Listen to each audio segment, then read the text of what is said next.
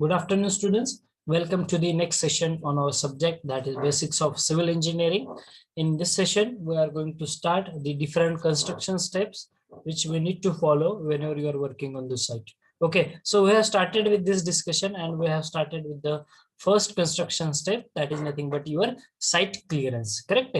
So our first step is site clearance. After site clearance, marking the layouts.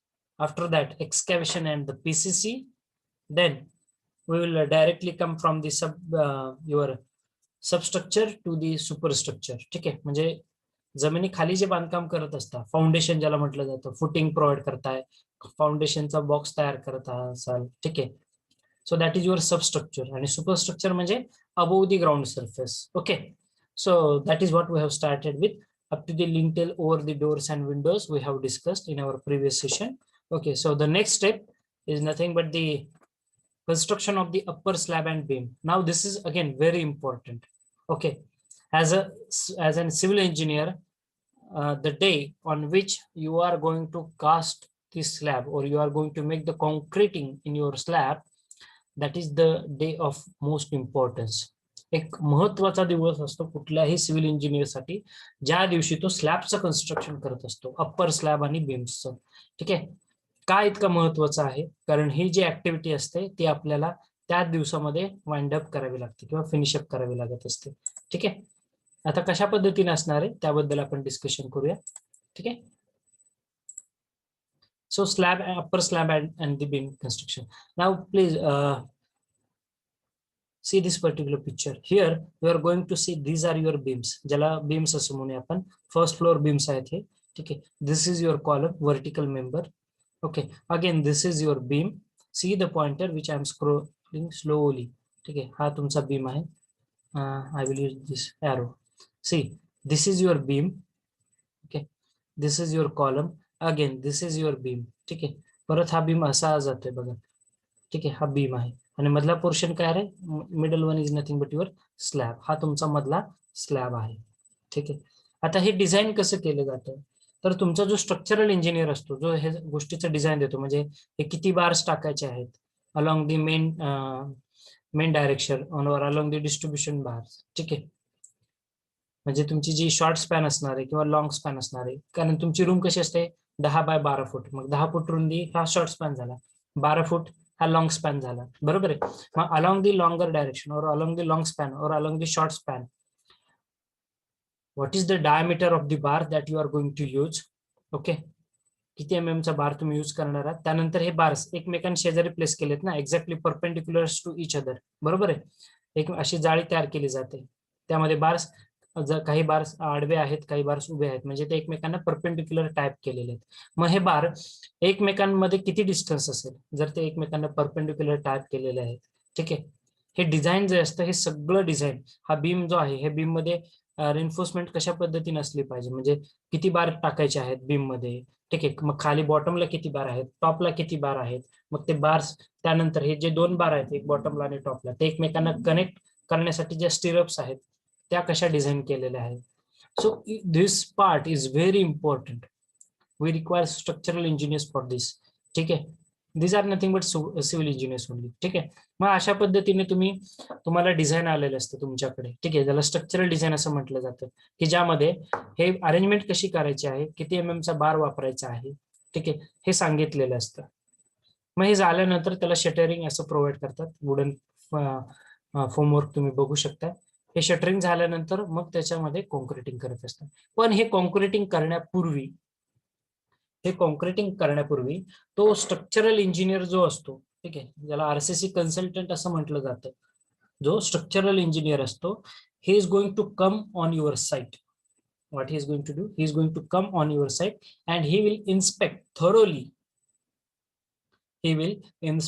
thoroughly whether you have correctly executed this drawings or this reinforcement as per the details being available with you. ठीक आहे, म्हणजे हे जो काही तुमच्या हातात details होते त्या स्ट्रक्चरल इंजिनियरने दिलेले, त्याच पद्धतीने तुम्ही ही जाळी बांधलेली आहे का स्टीलची. ठीक आहे, जे बार्स तुम्ही टाईप केलेले आहेत ते त्याच पद्धतीने आहेत का, मग दोन बार मधलं स्पेसिंग बरोबर आहे का, सर्व गोष्टींची तो पडताळणी करतो. ठीक आहे. हे बीम मध्ये बरोबर बार टाकलेत का, नाही तर आपल्या बांधकामात खूप घोळ असतो. ठीक आहे, करप्शन ज्याला म्हणता येईल. 10 mm चा बार सांगितलेला असतो, 12 mm चा बार, सॉरी 12 mm चा बार सांगितलेला असतो, तुम्ही 10 mm चा बार दिलेला असतो, वापरला असतो. कुठेतरी 4 बार सांगितलेले असतात, तुम्ही 2च बार टाकलेले असतात. ठीक आहे, मग अशाने काय होणार आहे, तुमचं स्ट्रक्चर लवकर कोलॅप्स होऊ शकतं आणि हे करप्शन होतं साईटवरती बरं का. मग हे चेक करण्यासाठी ते इंजिनियर्स असतात. They are going to come at your site, they will inspect, check करतील की जसं डिझाईन आम्ही प्रोव्हाइड केलेलं आहे किंवा ते डिझाईन आहे त्यानुसार तुम्ही त्याची बांधणी केलेली आहे का लोखंडी जाळीची, आणि जर ती बरोबर असेल तरच तो इंजिनियर तुम्हाला परमिशन देतो की तुम्ही त्यामध्ये कॉन्क्रिटिंग टाका. जर तुम्ही रॉंगली पुट केलं असेल, जर तुम्हाला सांगितलं 2 बार मध्ये 100 mm म्हणजे 4 इंचाची स्पेसिंग आहे किंवा 6 इंचाची स्पेसिंग आहे, तर ती सगळीकडे 6 इंच पाहिजे. आता कुठेतरी 15 इंच झाली, कुठेतरी 2च इंचाची स्पेसिंग झाली, म्हणजे एक बार एक असं ठिकाण आहे जिथं 2 बार एकदम जवळ आहेत आणि दुसऱ्या ठिकाणी एकदम लांब लांब टाकलेत. असं जर झालं तर ते घर व्यवस्थित राहील का, तो स्लॅब व्यवस्थित राहील का, नाही राहणार. तो खूप लवकर पडेल तुमचं घर. ठीक आहे, यासाठी तो structural engineer, he is going to come and he is going to visit your site, he will inspect thoroughly the structural design.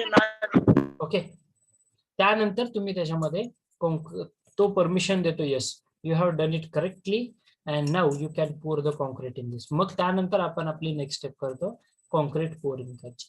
ठीक आहे, मग ते कॉन्क्रीट जे पोर केलं जातं, ठीक आहे, हे कॉन्क्रीट पोर करण्यापूर्वी जसं मी सांगितलं तुम्हाला, इथं फोमवर्क किंवा शटरिंग प्रोव्हाइड केलं जातं. ठीक आहे, अशा वुडन प्लेट्स फिक्स केले जातात.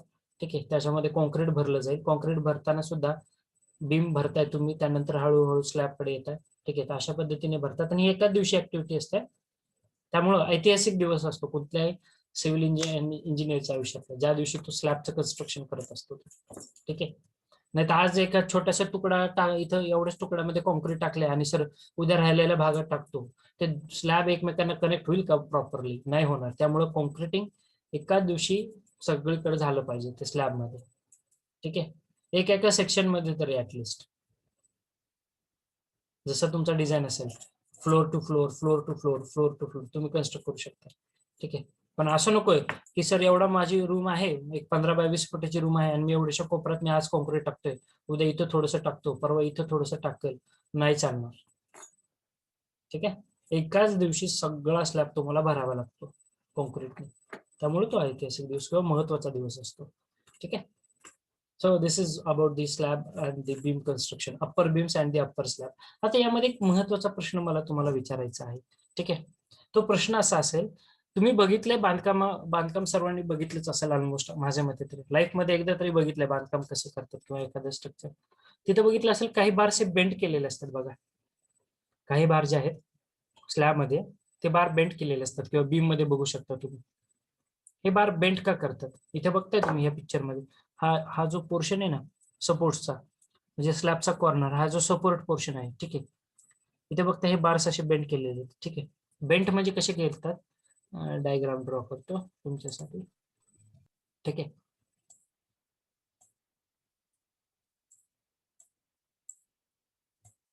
अशा पद्धतीने बार बेंड केलेला असतो. ठीक आहे, हा वन वे बेंटअप म्हणतो त्याला. त्यानंतर जर असं असेल तर तो दोन्ही बाजून, हा टू वे, त्याला नंतर असं हुक असतं बघा, अशा पद्धतीने हुक प्रोव्हाइड करतात. ठीक आहे, हुक म्हणजे आकडा. ठीक आहे, तर असा बार बेंड केलेला असतो. हे बघितलंय तुम्ही, हे बघितलं असेल बांधकामामध्ये, इथे असे बेंट बार्स टाकलेले. मग हे बार बेंट का करतात, can anybody able to give the answer of this, हे बार बेंट का करतात, कोणी सांगू शकेल? Why the bars are bent in our construction sector?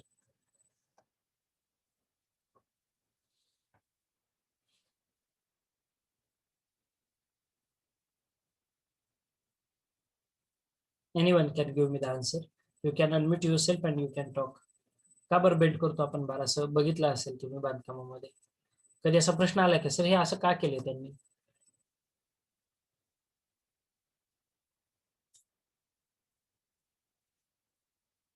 एक मिनिट देतो, चलो विचार करा, का बरं आपण बेंड करत असतो?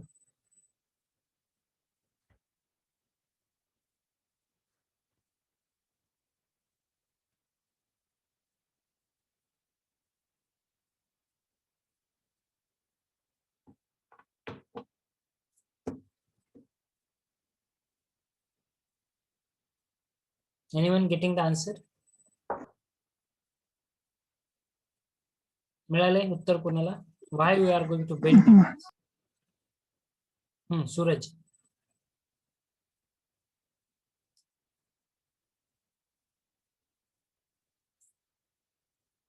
Okay, I will tell you. आता तुम्ही मेकॅनिक्स शिकताय माझ्यामध्ये सर्वजण, बरोबर आहे. मेकॅनिक्स मध्ये तुम्ही बघितलं असेल फोर्स रिझॉल्व्ह होता, त्यानंतर रिएक्शन तुम्ही डिटरमाइन करता, एंड सपोर्ट रिएक्शन. ठीक आहे, reaction at the end supports, बरोबर आहे. FA MA असं काहीतरी काढलं असेल ना तुम्ही. तसंच आपला हा जो स्लॅब असतो ना, ठीक आहे, हे जे स्लॅबचा जो सपोर्ट पोर्शन आहे, एंड पोर्शन आहे, ठीक आहे, ठीक आहे, इथे शियर फोर्स इंड्यूस होत असतो. ठीक आहे, and to resist that shear force we are going to bend the bars, or at this end portion there is chance of creating the negative bending moment. जी मुवमेंट ऑकर होते तुमच्या slab मध्ये किंवा तुमच्या बीम स्ट्रक्चर बीम मध्ये, तर ती negative bending moment होते. So to resist that negative bending moment, ज्याला हॉगिंग मुवमेंट असं म्हटलं जातं. ठीक आहे, so to resist that hogging moment और bending moment we are going to bend up this bars. ठीक आहे, आपण हे बार बेंड करत असतो. ठीक आहे, आणि ते शियर फोर्स इंड्यूस जे काय आहेत शियर फोर्स ते रेजिस्ट करतात. आणि याचा अजून एक महत्वाचा फायदा आहे. ठीक आहे, it will help us to increase the strength and durability of the structure.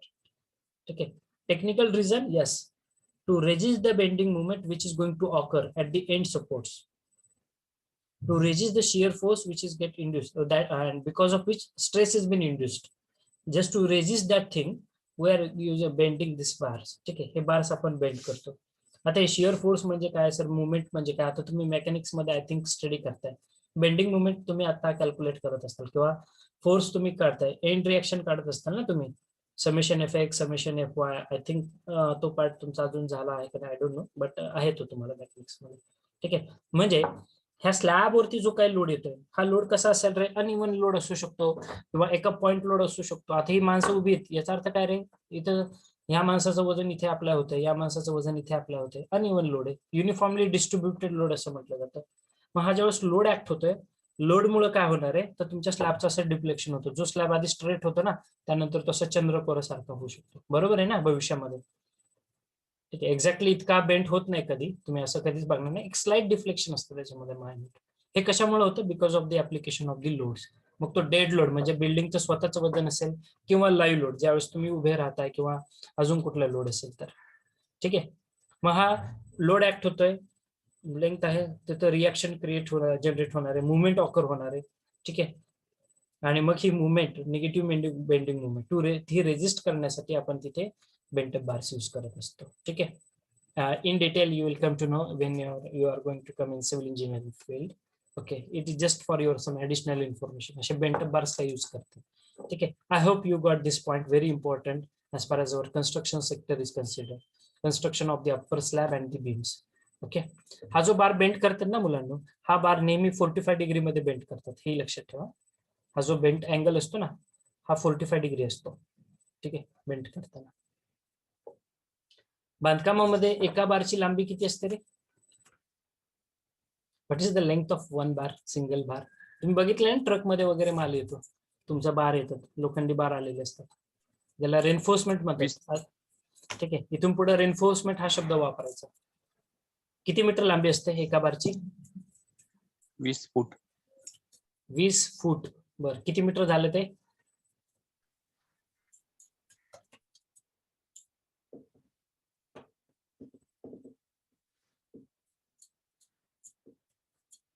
सांगता येईल कुणाला?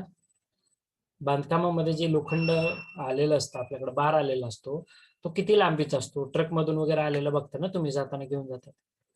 एका बारची लांबी ही 12 ते 13 मीटर असते. किती असते? स्टँडर्ड डायमेन्शन 13 मीटर पर्यंत असते. ठीक आहे, 12 ते 13 मीटर. ओके, त्या पलीकडे नसते, त्याच्यापेक्षा जास्त पण नाही, त्याच्यापेक्षा कमी पण नाही. ओके, त्यानंतर आपण जे ऍक्च्युअली बांधकाम करत असतो त्यावेळेस आपण त्याचे तुकडे पाडतो. जसं तुमचं डिझाईन असेल, जसं तुमचा एरिया असेल, जिथे तुम्हाला तो बार टाकायचा, त्यानुसार आपण त्याचे पीसेस कट करत असतो. ठीक आहे, 1 मीटर, 5 मीटर, 10 मीटर अशामध्ये. ओके, नेक्स्ट कन्स्ट्रक्शन स्टेप आहे आपली, ती आहे तुमचं फिक्सिंग दी डोर्स, विंडोज. ठीक आहे, अशा पद्धतीने मी जसं तुम्हाला सांगितलं, हा लिंटेलचा पोर्शन आहे, बरोबर आहे.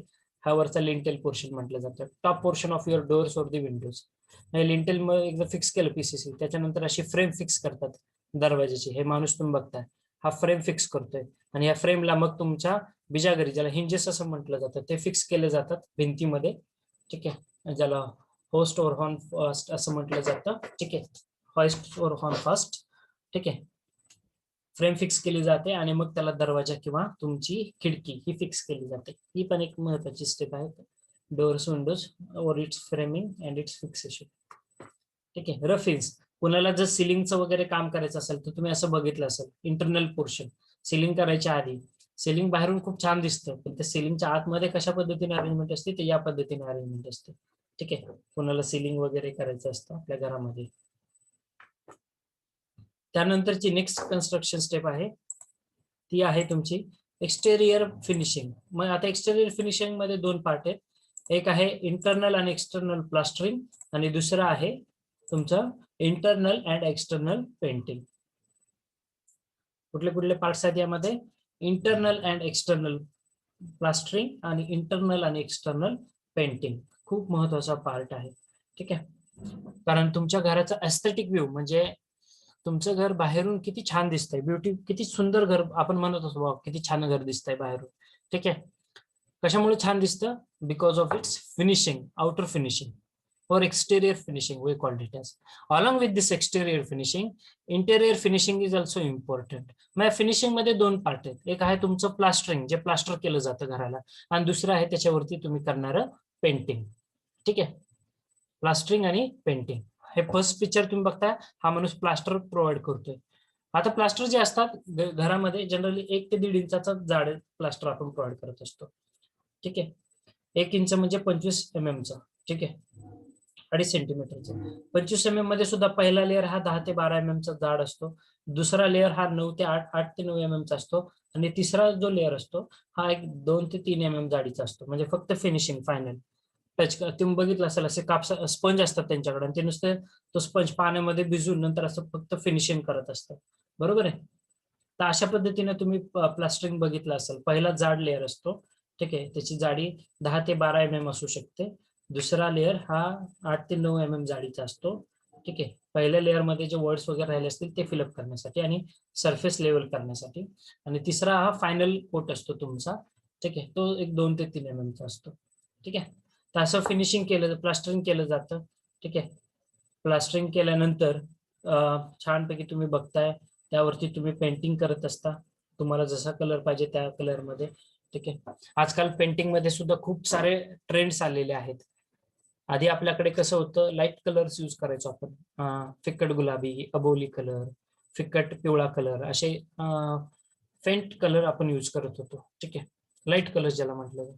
आता तशी नाही, आता थोडं कॉन्ट्रास्ट फॅशन आलेली आहे. म्हणजे घराची एक वॉल ही डार्क कलर मध्ये असते, लव्हेंडर, मरून कलर, असं छान डार्क कलर असतो एका साईडला. हॉलमध्ये तुम्ही बघितलं असेल, हॉलची एक वॉल ही डार्क कलर मध्ये असते आणि दुसऱ्या रिमेनिंग वॉल्स या लाईट कलर मध्ये राहतात अकॉर्डिंगली. जर डार्क मरून असेल तर फेंट मरून, एकदम लाईट, त्यामध्ये व्हाईट कलर जास्त असणार आहे असा मरून कलर पेंट करतात, कॉन्ट्रास्ट मॅचिंग. ठीक आहे, थोडंसं खूप छान दिसतात अशी घरं आतल्या बाजूने. सो पेंटिंग आणि प्लास्टरिंग, फिनिशिंग म्हटलं की या दोन गोष्टी लक्षात ठेवायच्या आहेत. ठीक आहे, घरामध्ये इंटरनल इंटेरियर पोर्शन मध्ये सुद्धा आपण पेंटिंग करत असतो, आधी प्लास्टरिंग करत असतो. ठीक आहे, कोणी काही लोक काय करतात, घर बांधल्यानंतर एक 4 महिने पेंटिंग करत नाहीत. ठीक आहे, नुसतं सनला मारून ठेवलेलं असतं, तुम्ही बघितलं असेल. ठीक आहे, कारण का असं करतात? कारण आपण घर बांधल्यानंतर आपण पाणी मारत असतो, त्याचं क्युरिंग करत असतो घराचं, बरोबर आहे, कॉन्क्रिटिंग सरफेस असतो किंवा ब्रिक वर्कसाठी. मग तुमच्या त्या वॉलमध्ये, त्या स्ट्रक्चरमध्ये जे काही मॉइश्चर आहे ते मॉइश्चर एक तर निघून जातं, पहिली गोष्ट. आणि जर गॅप नंतर तुम्ही जर बॉन्डिंग करत असाल, ठीक आहे, सनला वगैरे मारून ठेवलं असेल, तर अजून चांगल्या पद्धतीने त्याचं फिनिशिंग होतं. आता तसं बघायला भेटत नाही. म्हणजे जर तुमची स्वतःची जागा असेल तर तुम्ही तसं करू शकता, एक 2-4 महिन्यांनी सुद्धा पेंट करू शकता तुमचं घर. किंवा जर आपले इंजिनियर्स किंवा बिल्डर लोक जर बघितले तुम्ही, जर घर झालंय, घर बांधलंय, वरती लगेच प्लास्टरिंग झालं की लगेच पेंटिंग चालू असतं त्यांचं. ठीक आहे, no problem, you can do it, but do it with the accuracy. Okay, do it with the by maintaining the quality also. So exterior finishing and painting, plastering and painting, very important step. Next one, terrace finishing, ठीक आहे. म्हणजे आपली गच्ची बघा level केलेली असते, brick bat कोबा केलेला असतो. हे घरामध्ये बघितलं असेल असं कोबा असतो गच्चीवरती आपल्या. हे बघा इथं होल आहे, ठीक आहे. आता हा जो सरफेस असतो ना, हा वॉटरप्रूफ केलेला असतो, पहिली गोष्ट. आणि दुसरी महत्वाची गोष्ट, एक जेंटल स्लोप असतो इथं, व्हेरी जेंटल स्लोप, ठीक आहे. तुम्हाला लक्षातही येणार नाही किंवा तुम्हाला समजणारही नाही की हा स्लोप आहे. हा स्लोप कशासाठी प्रोव्हाइड करतात गच्चीवरती, हा कोबा कशासाठी करतात? कारण पावसाचं जे काही पाणी येणार आहे, जर त्या पाण्याला वाटच राहिली नाही, ठीक आहे, बाहेर जाण्यासाठी किंवा आता सपोज इथे तुम्ही होल प्रोव्हाइड केलं तर पावसाचं पाणी येत आहे आणि स्लोपिंग सरफेस असल्यामुळे हे पाणी त्या डायरेक्शन कडे जाते आणि तिथून ते बाहेर पडते. जर तुमचा फ्लॅट एकदम परफेक्टली फ्लॅट एरिया असेल, ठीक आहे, रूफ असेल, तर पावसाचं पाणी जाऊ शकेल का कुठे? ते ड्रेन आउट होणारच नाही. So to drain out the rain water which is coming on the top floor of your structure, your home, this cobas are going to be made, ठीक आहे. असा जेंटल स्लोप असतो, लक्षात येणार नाही तुम्हाला. तुम्हाला वाटेल की नाही सर हा स्लोप आहे का नाही, व्हेरी जेंटल स्लोप, आणि because of which your water is going to drain out very easily, ठीक आहे. जे काही पावसाचं पाणी पडते, नाहीतर तुम्ही बघितलं असेल आपल्याकडे घर गळण्याचा प्रकार असतो, तुम्ही ऐकता घर गळते, ठीक आहे, खूप सारं पाणी गळते स्लॅब मधून, स्लॅब गळायला लागला. का गळतोय? कारण ते पाण्याला जायला वाटच नाहीये दुसरी, स्लोप एरियाच नाही, कोबाच नाही केलेला, ठीक आहे. त्यामुळे हा कोबा करावा लागतो घरामध्ये, ठीक आहे, वरती सरफेसला, जेणेकरून पावसाचं पाणी इझिली ड्रेन आउट होईल, घर तुमचं गळणार नाही, ठीक आहे. So terrace finishing again very important construction step. Okay, आले लक्षात? टेरेस फिनिशिंग म्हणजे काय असतंय, हे सगळं बघायला भेटेल तुम्हाला तुमच्या बांधकामात. त्यानंतर आहे internal finishing, again very important construction step. Internal finishing मध्ये एक तर घरातला आतला भाग पेंट करणारा, पेंटिंगचा किंवा प्लास्टरिंगचा, आणि सगळ्यात महत्वाचं वॉल टायलिंग आणि फ्लोअर टायलिंग, फरशा बसवणे. कधी विचार केला जर आपल्या घरातल्या फरशा जर अनइव्हन लेवलला जर बसवल्या, काय होईल रे? प्रत्येक स्टेपला तुम्हाला ठेस लागेल. चालेल का तसं? तसं फरशीचं काम केलं तर आपल्या घरातल्या फरशा तशा असतात का? नाही. These are at one level. Okay, असं होत नाही की एक पायरी अशी आहे, दुसरी पायरी थोडी उंच गेली, तुम्हाला ठेस लागेल लगेच, लगेच तिसरी पायरी खाली आहे, अशी असतात का? नाही. एका लेवलमध्ये असतात, युनिफॉर्म लेवलमध्ये असतात आपल्या ज्या घरातल्या फरशा. मग त्यासाठी काय केलं जातं? टायलिंगचं मटेरियल यूज करताय तुम्ही, ठीक आहे. आधी मॉर्टर किंवा टायलिंगची बाइंडिंग, टाईल एकमेकांना स्टिक राहण्यासाठी खाली बाइंडिंग मटेरियल भेटतं, ते तुम्ही टाका, त्यावरती तुमची टाईल फिक्स करून टाका, ठीक आहे. मग ती वॉल टायलिंग असेल किंवा तुमची फ्लोअर टाईल असेल. टाईल मध्ये अगदी आताच्या घडीला तुम्ही बघा, टाईल कुठले कुठले नाव ऐकले तर शहाबादी फरशी ऐकली असेल घरातली, ग्रॅनाइट असेल, मार्बल असेल, ठीक आहे, विट्रीफाईड टाईल्स म्हटले जाते, सी सगळ्यात वापरले जातात. ऑफिसेस मध्ये वगैरे बघितलं असेल, खास चकाकणाऱ्या फरशा असतात, विट्रीफाईड टाईल्स ज्याला म्हटलं जातं, की ज्याचा रेट अगदी ₹200 पर स्क्वेअर फुटापर्यंत आहे. आपली घरातली जी शहाबादी वगैरे असते ना, नॉर्मल मार्बल, ग्रॅनाइट, ठीक आहे, ही तुम्हाला 35 ते 50 रुपये पर्यंत भेटून जाते पर स्क्वेअर फीट. फरशी जी असते ती स्क्वेअर फुटावर घेतात, ठीक आहे. फरशीचा रेट 30 रुपये, 35 रुपये, 50 रुपये स्क्वेअर फूट असं असतं ते. हे जे पाहत आहे छोटे टाईल्स आहेत, ठीक आहे, तुमच्या बाथरूम मध्ये वगैरे बघितलं असतं, त्याला डॅडो असं म्हटलं जातं बाथरूम मध्ये, ठीक आहे. ही तुमच्या घरातली फरशी, खालची फरशी, फ्लोर टाईल मोठी असते ही. हे बाथरूम मधले असे छोटे छोटे फरशीचे तुकडे असतात, त्याला डॅडोज म्हणतात, ठीक आहे. आणि हे painting, internal painting. Let's move ahead. Would work and fixtures and the fittings, अजून एक महत्वाचा भाग. असं छान फर्निचर करताय तुम्ही घरामध्ये, ठीक आहे. इथे सुद्धा ही पण कन्स्ट्रक्शन स्टेप मधली महत्वाची, ठीक आहे, महत्वाची स्टेप आहे. वायरिंग करतात तुमच्या घरामध्ये, कन्सिल्ड वायर असते, म्हणजे भिंतीमध्ये वायरिंग केलेलं असतं, किंवा बाहेर वायर करतात, नॉन कन्सिल्ड वायरिंग असेल, वॉल, ठीक आहे. फर्निचर तुम्ही करताय, ठीक आहे, महत्वाची स्टेप असणार आहे. मग हे फर्निचर मध्ये फिक्चर फिटिंग्स, घरातली नाणी ट्रॅप, म्हणजे घरामध्ये पिण्याच्या पाण्याचा नळ कसा फिक्स करणे, ड्रेनेज सिस्टीम, प्लंबिंग सिस्टीम, ठीक आहे. हे पहा, वॉटर सिस्टीम, हे किचन मधला ओटा आहे आणि हे तुमचं सिंक आहे, ठीक आहे. हे सिंक मध्ये तुमचा नळ बसवला, तोटी, ठीक आहे, बाथरूम मध्ये. मग हे फिक्सिंग महत्वाचा पार्ट आहे, कारण घरामध्ये जितकं सुंदर तुम्ही घर बांधताय त्या घरासोबत सगळ्यात महत्वाचा भाग असतो इलेक्ट्रिक फिटिंग. मग ते कन्सिल्ड असेल, हे जे तुम्ही बघताय वायर, ही कन्सिल्ड म्हटली जाते भिंतीमध्ये, ठीक आहे.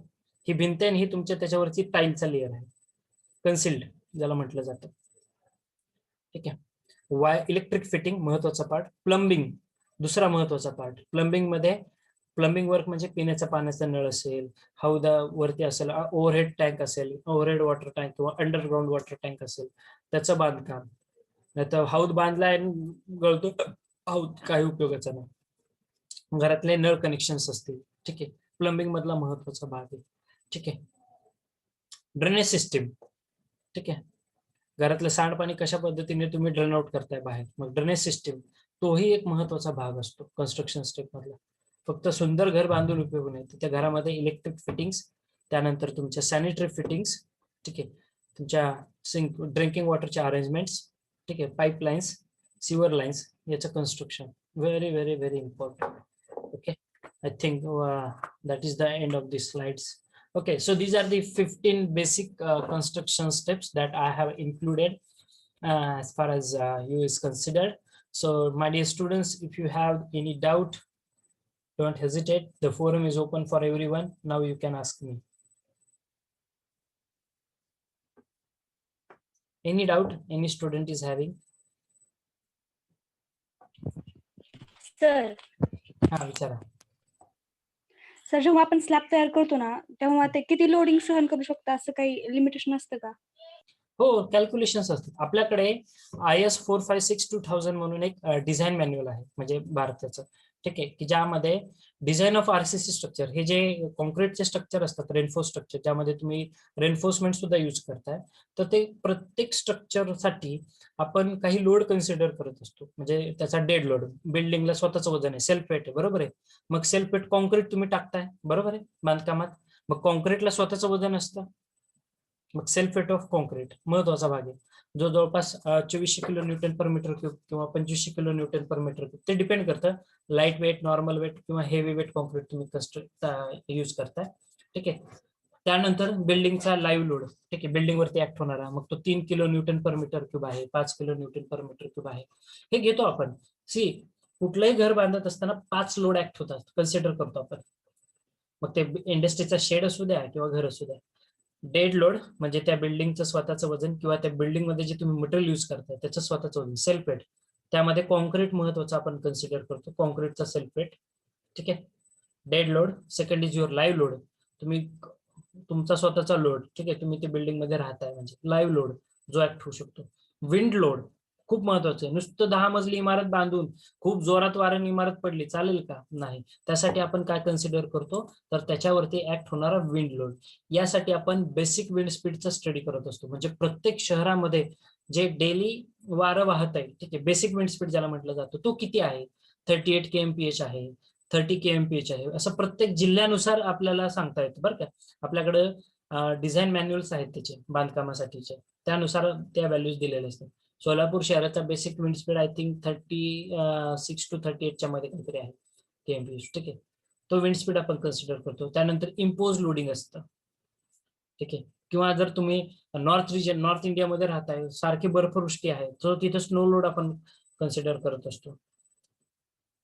बांधकाम परत कन्स्ट्रक्ट करत असताना आपण कुठल्या झोन मध्ये बांधतोय? 4 झोन आहेत आपल्या भारतामध्ये, ठीक आहे. मग तो अर्थक्वेक प्रोन झोन आहे का, जिथे सारखेच भूकंप होत आहेत? कच्छ भाग झाला गुजरातचा किंवा इतर कुठला भाग, असा सगळ्या पॅरामीटर्स आपण स्टडी करत असतो. त्याच्या मेट्रोलॉजिकल कंडिशन्स, त्याच्या जिओलॉजिकल कंडिशन्स, म्हणजे कुठल्या वातावरणात तुम्ही ते बांधकाम करणार आहात किंवा तिथल्या सॉइल कंडिशन्स काय असल्या पाहिजेत.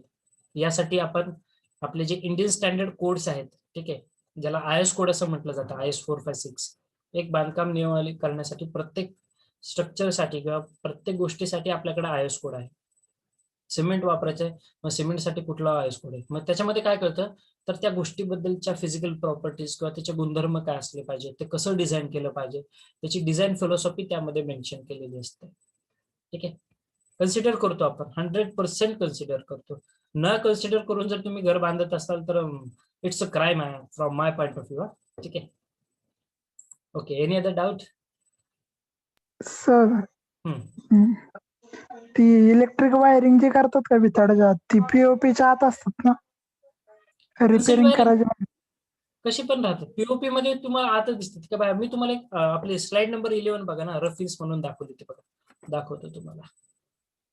रिपेअरिंग करायचं असल्या वायरिंग, पीओपीचा सगळ्यात मोठा ड्रॉबॅक आहे हा. ठीक आहे. हे अशा पद्धतीने इंटरनल वायरिंग असते, बरोबर आहे. आणि त्याचं जर रिपेअरिंग करायचं म्हटलं तर मग ते डिफिकल्ट काम आहे खूप. ऍक्च्युली ते बिघडत नाही शक्यतो, पण जर काही बिघाड जर झाला तर ते जर तुमची कन्सिल्ड असेल तर ते सगळं काढावं लागतं तुम्हाला. ठीक आहे, कन्सिल्ड वायरिंग असेल, भिंतीमध्ये असेल तर ते तुम्हाला तो पोर्शन म्हणजे जी पट्टी असते वरची फिटिंग केलेली इलेक्ट्रिक वायर्सला वगैरे ती सगळी काढावी लागते तुम्हाला. त्याशिवाय पर्यायच नाही ना तुम्हाला. कसं काढणार, ओपन कशी करणार तुम्ही? ठीक आहे, समजलंय? Hello, yes sir. Sir. Yes sir. Okay. अजून काही कोणाला शंका आजच्या भागामध्ये? No, sir. विचारा. हे आपल्याकडे आज वेळ आहे, जरा 5 मिनिटं आहेत. म्हणजे आपण मग लास्ट पार्ट चालू करणार आहोत. आपण आपल्या चॅप्टर नंबर 1चा इंट्रोडक्शन टू रोड्स पुढच्याच पार्ट मध्ये मी चालू करेन, जरी 5 मिनिटं राहिले असतील तरी. काही शंका असल्यास तुम्ही विचारू शकता. Sneha, any question from your side, any doubt? Abhijit, Akash, I will take few names. Rahul is there. Neha, then Yash, Shubham, No, sir. Gaurav Birajdar, Suraj, Aniruddha, then Ganesh is there. विचारत चला. Our communication should be from two sides. You are asking me some doubts and I am trying to resolve it. Okay. नाही तर तुम्ही शांततेत ऐकताय, हो sir समजलंय समजलंय, ठीक आहे. नुसत्या सेल्फ सॅटिस्फॅक्शन साठी समजलंय असं म्हणू नका. जरी काही तुमच्या मनामध्ये थोडी जरी शंका असेल कुठल्या टॉपिक बद्दल तर ती without hesitating, without getting nervous तुम्ही लगेच विचारा, फ्रँकली विचारा. कारण आपण काय करतो, ते डाऊट मनातच ठेवतो, मग तो डाऊट तसाच कॅरी ओव्हर होतो पुढे 4 वर्ष आणि समजत नाही मग. ठीक, बेसिक्स स्ट्रॉंग असणं खूप गरजेचं आहे. आपलं इंजिनिअरिंग सेक्टर असं आहे, जर तुमचे बेसिक स्ट्रॉंग असतील तर no one will going to defeat you. Okay, कुणी तुम्हाला हरू शकत नाही. मग फक्त बेसिक स्ट्रॉंग पाहिजे. त्यामुळे आतापासून तसाच अभ्यास करायचा आहे.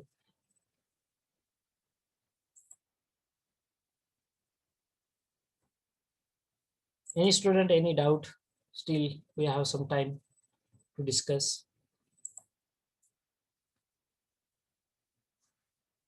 See, tomorrow I think we are having tomorrow is Friday. We are having lecture again tomorrow. Okay, so tomorrow we are going to start our introduction to roads. Last lecture is there we are having tomorrow, and Saturday also we are having first lecture, no? But that is in offline mode. So Sir. tomorrow, बोला.